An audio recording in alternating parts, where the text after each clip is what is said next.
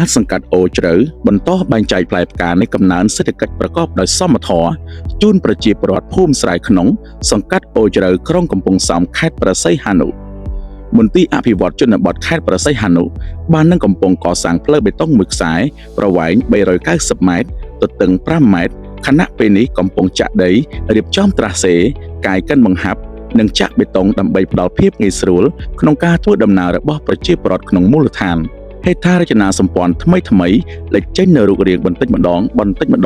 ក្នុងសង្កាត់អូជ្រៅបង្កើនសម្រស់ភូមិឋានឲ្យកាន់តែមានសោភ័ណភាពស្រស់ត្រកាលនិងជួយលើកកម្ពស់សេដ្ឋកិច្ចមូលដ្ឋាន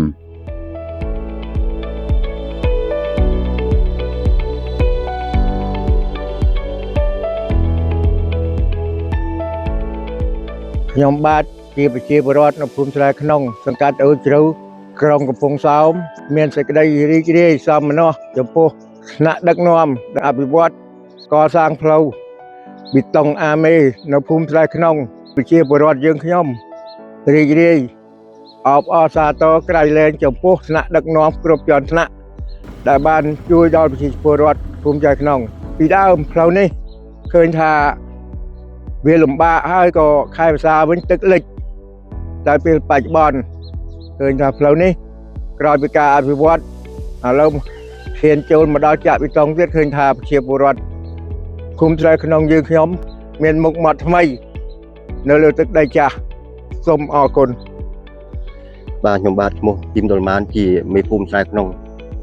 សង្កាត់អូជ្រៅក្រុងកំពង់សោមខេត្តសីហនុតំណាងឲ្យប្រជាពលរដ្ឋនៅក្នុងភូមិស្រែក្នុងសូមអរគុណដល់ថ្នាក់ដឹកនាំជាពិសេសរដ្ឋបាលសង្កាត់អូជ្រៅក្រុងកំពង់សោមខេត្តសីហនុដែលបានឧបត្ថម្ភផ្លូវបេតុងមួយខ្សែនេះដែលមានប្រវែង390ម៉ែត្រនិងទទឹង5ម៉ែត្រជាងផ្លូវមួយខ្សែនេះបានសម្រួលដល់កម្មការិនីរោងចក្រដែលគាត់ស្រួលនឹងសម្រួលនឹងធ្វើដំណើរចេញចូលនៅពេលដែលគាត់ចេញដំណើរទៅធ្វើការរោងចក្រជាចុងក្រោយខ្ញុំសូមថ្លែងអំណរអគុណដល់ថ្នាក់ដឹកនាំនិងរដ្ឋបាលសង្កាត់អូជ្រៅបាទក្នុងនាមខ្ញុំជាថ្នាក់ដឹកនាំនិងប្រជាពលរដ្ឋសូមសន្យានឹងថែរក្សាផ្លូវនេះឲ្យបានឋិតថេររហូតតទៅមុខបាទសូមអរគុណអោភូមិស្រែក្នុង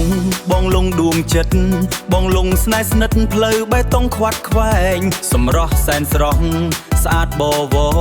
តូមីវាក់លងញញឹមត្រេកអរលើកដៃសាទរដោយចិត្តកក់ក្ដៅថ្លៃអំណគុណថ្នាក់ដឹកនាំមូលដ្ឋានឆ្លើយតបមិនឲ្យខានបញ្ហាសំណុំពរដោះស្រាយភ្លាមមិនតកោប្រជាត្រេកអរភូមិយើងអភិវឌ្ឍ